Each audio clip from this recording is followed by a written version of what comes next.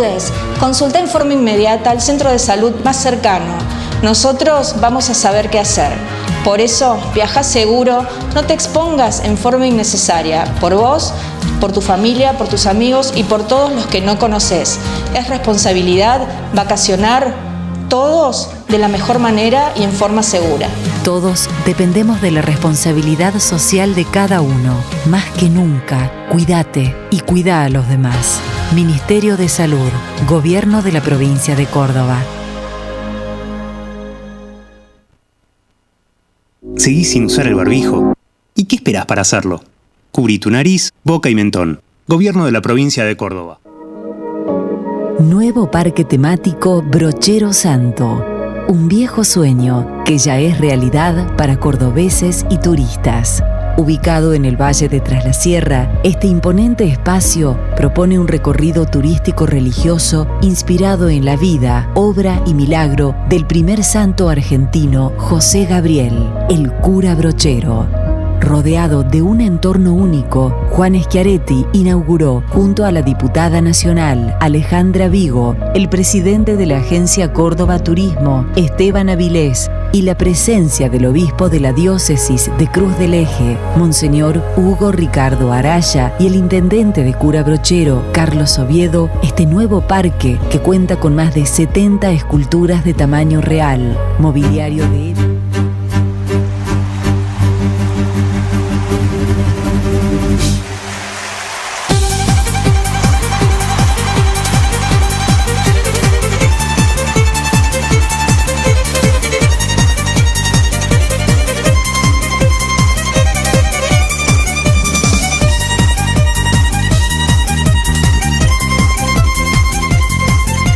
GPS de Noticias se detiene en este segmento para compartir información específica, una temática, 1000 preguntas y la persona idónea para responderlas.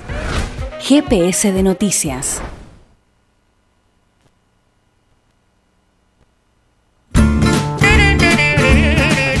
Seguimos aquí en un nuevo bloque de GPS de Noticias y 20 minutos nos separan de las 6 de la tarde. Estamos muy contentos de recibir a Marianela Gómez en la columna de Economía que vamos a estar estableciendo a partir de ahora, así que le agradecemos que estés aquí. ¿Cómo estás, Marianela? Muy bien, un poquito nerviosa, pero muchas gracias por la invitación. Por favor, por favor. Bueno, vas a hablarnos, vos sos economista, sos docente y bueno, y venís a hablarnos un poco, a bajar toda esa información que creemos así súper técnica, a bajarnos a nuestros conocimientos técnicos, digamos, a un vocabulario normal, sería, sí, si eso, se puede decir. Un poco me pareció interesante la propuesta de poder charlar un poco de economía. Como docente uno tiene ese espíritu siempre de poder trasladar lo que sabe y que pueda llegar a más cantidad de gente. Y bueno, y en particular el tema de la economía, que al menos no sé si es la sensación de ustedes, pero es la sensación que creo tiene la mayor parte de las personas. La economía nos atraviesa continuamente, nos rodea, determina nuestra vida probablemente desde que nos levantamos hasta que nos vamos a dormir. Y sin embargo es un tema como que a la gente no le interesa, que es aburrido, que no lo entiendo, que para qué, que mejor que hablen los que saben de eso. Pero que está en boca de todos, viste, que siempre escuchás al vecino, a la vecina, a la hermana, todos hablan de... Sí, pero después cuando aparece el economista en la televisión, no, bueno, qué bodrio, o sea, no se le entiende nada, bueno, cambia así. Y en esa cuestión de la dificultad técnica con la que hablan los economistas es donde muchas veces se nos pasan las cuestiones importantes y al menos, bueno, esta es la idea de ya que atraviesa nuestra vida y que está presente continuamente en nuestro presente y en nuestro futuro y en nuestro pasado, poder entender un poco para que cada uno tenga herramientas para poder hacer sus propios juicios, sus propias reflexiones, pero ya teniendo al menos un entendimiento, ¿sí? de la materia, también sacando de este lugar sagrado que tienen los economistas, ¿no? De este lugar de que bueno, ellos son los que saben, cuando en realidad también todos sabemos que los economistas dentro de sus cuestiones técnicas se les han escapado varias tortugas, diríamos. Se les han pasado desde las crisis económicas más grandes, las más recientes, la crisis de las hipotecas en 2008, que Es más, veníamos todavía sufriendo los coletazos de esa crisis, nos agarró la pandemia, que bueno, ya no es un problema de predicción de los economistas, pero en general esto, ¿no? Hay una idea de que los economistas saben y que pueden predecir, y la mayoría de las veces le erran en los pronósticos, algunas veces con intención, otras veces sin intención, pero básicamente por perder de vista de que lo que uno está analizando y estudiando es un fenómeno social, ¿sí? Que no es físico, que no es químico, que cambia. Que depende de las voluntades, ¿no? Tuvimos un ministro de Economía que dijo que, bueno, cuando la gente no sabe de economía o no entiende a los economistas es porque le están mintiendo, ¿no? Eso. Pero más allá de eso quería consultarte, ¿los economistas le erran en las predicciones o aviesamente están llevando el agua para un molino indebido? Yo creo que hay como todo, ¿no? En la vida uno no puede reducir a una sola cosa. Yo creo que hay un grupo de economistas que están muy preocupados en sus cuestiones técnicas, en sus calculitos, en sus modelitos, y dejan de ver la realidad. Digo, por eso en la crisis de 2008 yo creo que muchos grandes economistas no la vieron venir, y hubo muchas pérdidas obviamente que para la población, pero también para grandes empresas, y ese fue un problema de la ceguera en la que está inmersa la disciplina. Y después hay de todo, ¿no? Hay economistas, diría un compañero, que estudian y dicen lo que es rentable, ¿no? Lo que pueden cobrar, lo que pueden capitalizar en términos individuales. Y hay otros economistas que no, que en realidad están tratando de interpretar, analizar, entender y aportar a una realidad que es compleja, como lo somos los seres humanos, porque la economía es eso, no es números, es una ciencia que está como atravesada por otras ciencias, por otras áreas, digamos. Por supuesto, por todo.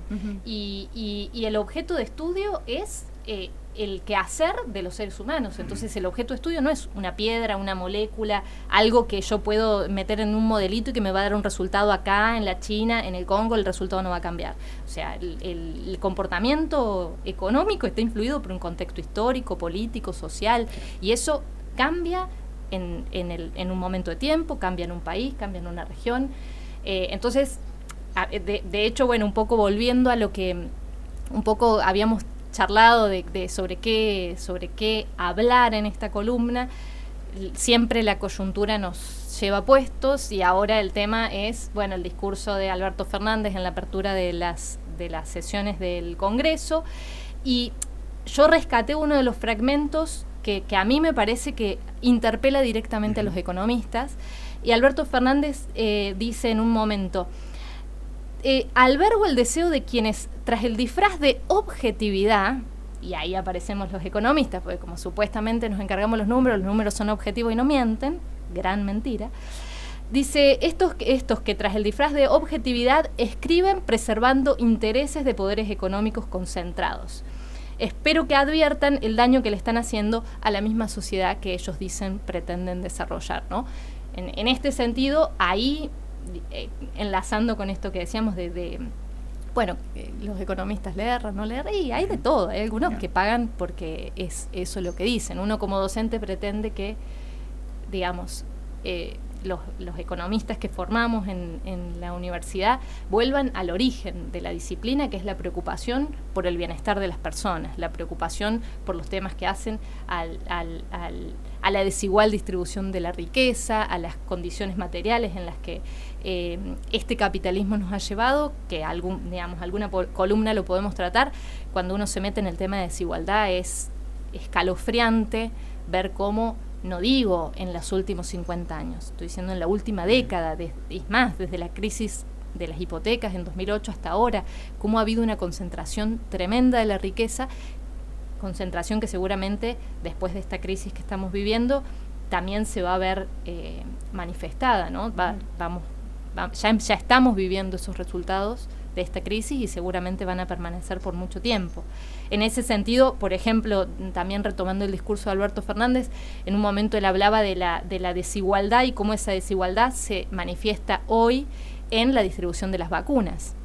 dijo Alberto Fernández, el 10% de los países acapara el 90% de las vacunas.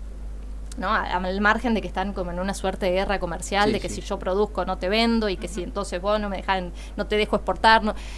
Al margen de todo eso, es un bienestar que está concentrado únicamente en los países industrializados, que son los que tienen los recursos y los que pudieron acelerar el proceso de lo que fue todo el desarrollo de la vacuna para el COVID, y son los que hoy están obviamente acaparando esos beneficios, sin entender que la salida es global o no hay salida, ¿no? Porque, digamos, no sirve. Se aprovechan de eso, digamos. Sí, no sirve que toda Europa esté inmunizada y América Latina no, digo eso, por las características del propio virus, pero bueno, esto como un reflejo más de lo que tiene que ver con cuestiones más anecdóticas o generales que de nuevo están atravesadas por la economía, porque fíjense que yo recién retomé 2 frases que no tenían nada que ver con la economía, pero que sí tienen que ver, porque atraviesa todo, sí. Independientemente de la coyuntura, que es algo que vamos a tener que estar presente, vamos a tener que estar pivoteando a lo largo de la columna en lo que es un poco de teoría y un poco de noticias en términos económicos. Por ahí los oyentes no necesariamente sepan de que hay no hay una economía unívoca, sino que hay varias doctrinas, varias corrientes, fundamentalmente 2, o al menos son las que yo conozco. Bueno, explícalos vos cuáles son las 2 formas de concebir hacia dónde tiene que ir el chorro de dinero. En realidad hay muchas corrientes de pensamiento no económico. Son un montón. Son un montón. Bien. Igual yo también conocía. Como claro. que Adam Smith tampoco es el fundador de la economía. Claro. Hubo gente que habló de economía mucho antes que Adam Smith. Pero bueno, esas son también cosas que desde la academia muchas veces se van replicando. Lo mismo que la definición de economía. Por ejemplo, todos los manuales desde la secundaria hasta la universidad, no estoy hablando de la Río Cuarto, estoy hablando del sistema universitario y los manuales de economía de las cuales estudian la mayoría de los estudiantes del mundo. Economía define la economía como la ciencia que se encarga de administrar los recursos escasos, mirá, lo dijiste vos, los recursos escasos para administrarlos eficientemente para necesidades que son ilimitadas. Bueno, esa es una primera gran definición que pone a la economía en un lugar que es un lugar que resulta conveniente también, porque en realidad hoy, y yo hacía este ejercicio con mis estudiantes del secundario, hoy ya cualquiera sabe que el estado de la tecnología que el hombre ha creado ha generado las condiciones suficientes para que sea posible generar alimento para toda la población mundial. Eso lo sabe todo el mundo, ¿no? El hombre, con su inteligencia, con su capacidad, ha sido capaz de generar alimentos para alimentar a toda la humanidad. Y también es una realidad que lo sabe cualquier estudiante del secundario, que hay millones de personas en el mundo hoy que se mueren de hambre. Entonces el problema de la economía no es administrar recursos escasos para necesidades ilimitadas. El problema de la economía es un problema estrictamente de cómo se distribuye el excedente que se genera en una economía. Sí, porque de hecho los problemas económicos, salimos del cazador-recolector y empezamos con la gestión económica cuando el hombre se asentó y empezó a cultivar y empezó a haber un excedente, ¿sí? Y cómo ese excedente de sus cultivos se administraba. Ahí empiezan uno de los primeros. Las sociedades primitivas tuvieron miles de formas para gestionar ese excedente. Bueno, nosotros como sociedad capitalista moderna tenemos una manera de generar el excedente que, desde mi punto de vista, y supongo que desde el punto de vista de muchos, es una manera bastante inmoral, ¿sí?, de gestionar ese excedente. Es inmoral que hoy en Argentina y en el mundo haya gente que pase hambre. Eso es. Y ese es uno de los problemas que la economía en general se lava las manos, ¿no? Eso no nos corresponde a nosotros. Pero bueno, ese es el estado en el que está la disciplina, que es un estado desde el cual muchos economistas y académicos somos críticos, ¿no? Pero bueno, no es el mainstream, no es la ortodoxia, no es la visión dominante. Todavía la visión dominante sigue siendo esa definición que aparece en todos los manuales. La visión dominante es la visión que lidera la economía, digamos, neoliberal, representada por las escuelas marginalistas. Bueno, en fin, cuestiones más... ¿Las del derrame? Las del derrame. Sí, pero bueno, Adam Smith no solo habló del derrame, habló de otras cosas. De hecho, digamos, él en sus escritos tiene una alusión muy fuerte a la cuestión moral, ¿sí? Pero bueno, después, digamos, las sucesivas escuelas se han ido encargando de ir como tergiversando un poco ese pensamiento y trasladándolo a esto, ¿no? A estos modelos de eficiencia, de optimización y modelos en los que las cuestiones de distribución, el conflicto de la distribución está por fuera. Ese tema no se toca porque justamente implica ya meterse en la política. Entonces eso es lo que se conoce como economía política. Eso no. Nosotros somos economistas, somos objetivos, somos neutrales, entre comillas, y solamente vemos estos modelitos y estas cuestiones. Pero bueno, podemos hacer una columna dedicada a la historia del pensamiento económico y a todo lo que significan estas posturas. Yo creo, tengo la convicción de que como profesional y como docente no hay, o habrá algunos, pero son la minoría, no hay ninguna persona que no le preocupe esto, ¿no? Que haya gente que esté pasando hambre. Yo quiero creer que esa realidad no es una realidad que le es indiferente a la mayoría de las personas. Y ese es un poco el objetivo de esta columna, pensar por qué estamos como estamos, que digamos que esto no es natural. No, porque además es una desigualdad palpable, digo, lo ves todo el tiempo. Sí. O sea, si no lo querés ver es otra cosa, pero está presente. Sí, por ahí, como te digo, ahí de hecho uno se cruza. Hay algunos estudiantes que por ahí no les interesan, digamos, no tienen esa preocupación por las cuestiones de la distribución y les interesa, no sé, trabajar en la bolsa y ser financistas y llenarse de plata, pero esa no es la mayoría, ni de los estudiantes, ni es la mayoría de los académicos, ni es la mayoría de las personas que laburan y viven continuamente, digo, para ir enlazando entre estos modelos, porque eso, como decíamos, esta economía que atraviesa nuestra vida, atraviesa también la política y los modelos económicos que van dirigiendo los rumbos de la política económica de nuestro país. Por ir a un ejemplo bien concreto y un poco no tan amigable y no tan neutral, yo creo que uno puede ver claramente dos modelos de política económica diferentes comparando la gestión del gobierno anterior con esta gestión de gobierno, ¿no?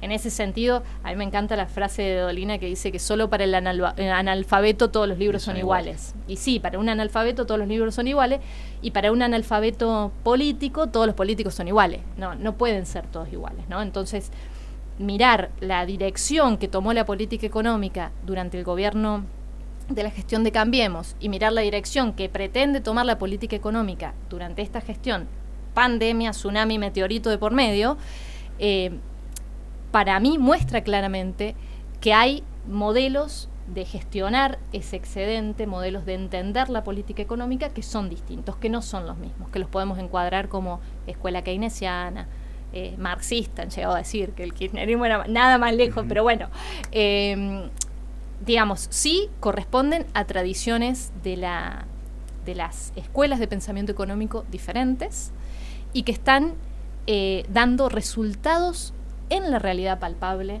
del laburante diferentes, ¿no? Un modelo fue el de la valorización financiera, que fue el modelo de la gestión de Cambiemos, y este es un modelo que intenta tener un eje en la economía real, en la recuperación económica, que genere trabajo, porque el trabajo es la única forma en que podemos otorgar bienestar y salir de los niveles de pobreza que decíamos recién, son alarmantes, escalofriantes y hasta inmorales en un país como el nuestro, ¿no?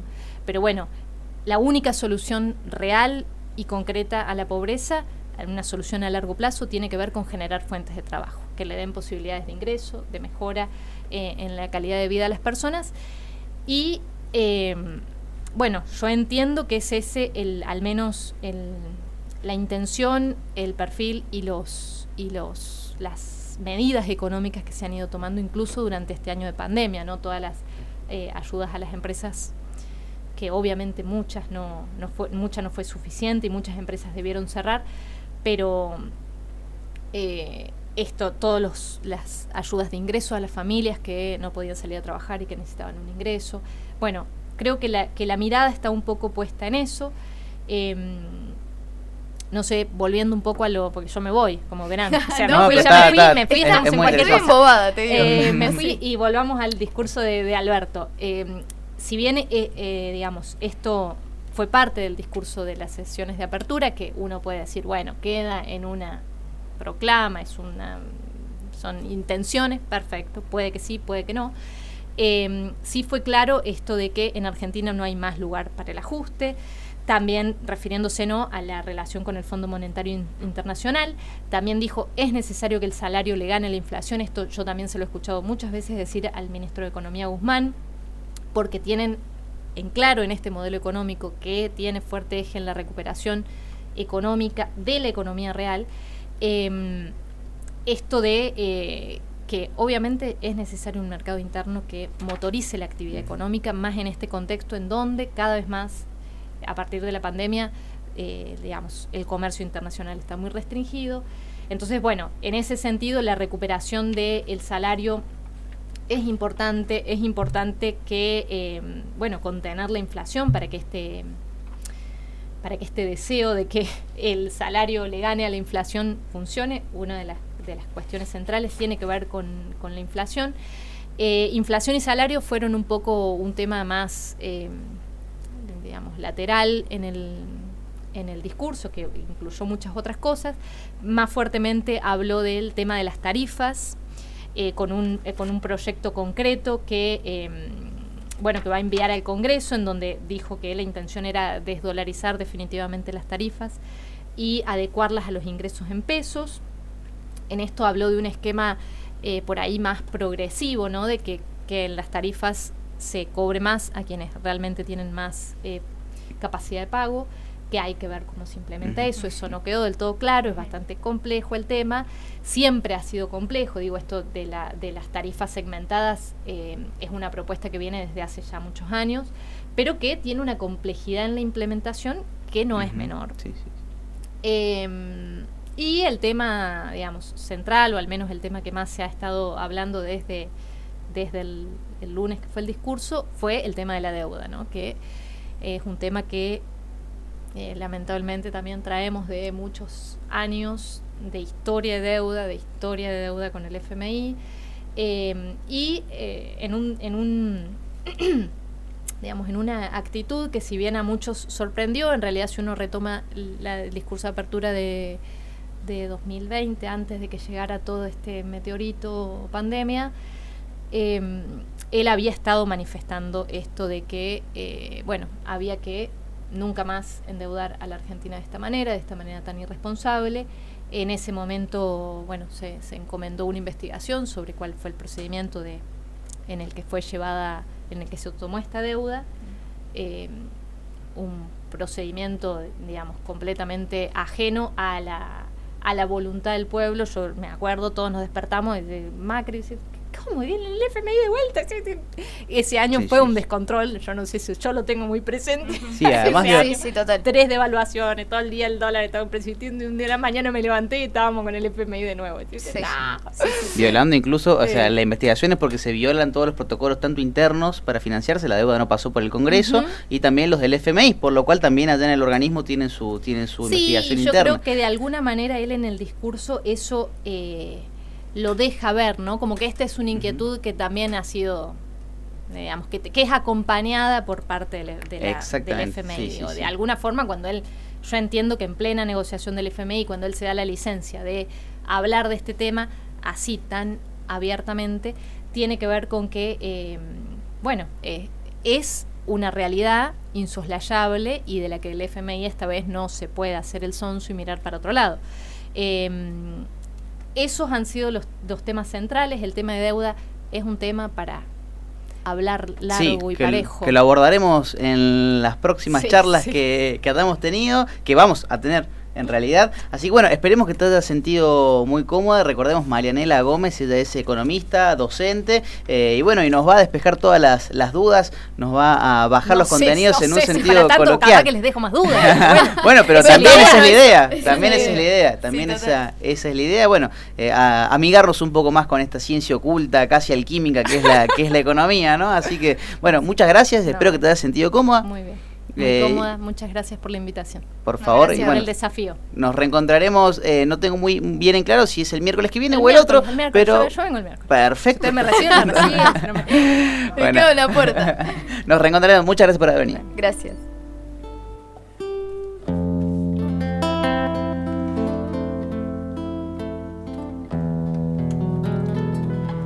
GPS de Noticias se detiene en este segmento para compartir información específica, una temática, 1000 preguntas y la persona idónea para responderlas. GPS de Noticias.